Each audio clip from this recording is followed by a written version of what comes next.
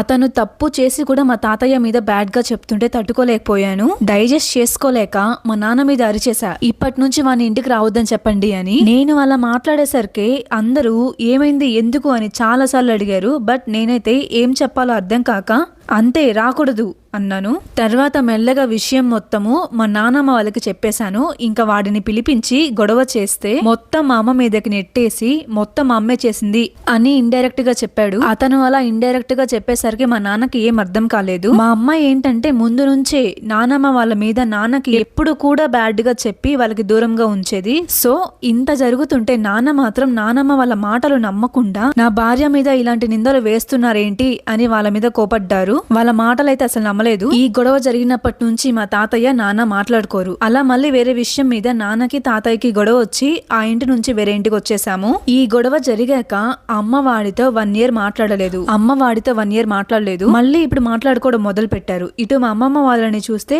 చాలా మంచి వాళ్ళు, వీళ్ళకా చెప్పలేను. మా నాన్నకి చెప్పినా నమ్మరు. మా నాన్నమ్మ వాళ్ళతో మాట్లాడనివ్వకుండా చేసేశారు. మేము ఆ ఇంట్లో నుంచి వచ్చాక మా తాతయ్య చనిపోయారు. అప్పుడు కూడా వెళ్ళనివ్వలేదు మమ్మల్ని. ఈ రోజు నాకు ఆయన కూడా లేరు చెప్పుకోవడానికి. దీనిని ఎలా సాల్వ్ చేయాలో చెప్పండి ప్లీజ్ అని మన సబ్స్క్రైబర్ మనతో షేర్ చేసుకొని సొల్యూషన్ అడుగుతున్నారు. తన స్టోరీ మొత్తం విన్నాక మీ దగ్గర ఏమైనా సొల్యూషన్ ఉంటే ఈ ప్రాబ్లం కి కామెంట్స్ లో చెప్పండి. తనకేమైనా హెల్ప్ అవ్వచ్చు. మళ్ళీ టుమారో ఇంకొక సబ్స్క్రైబర్ స్టోరీతో కలుద్దాం.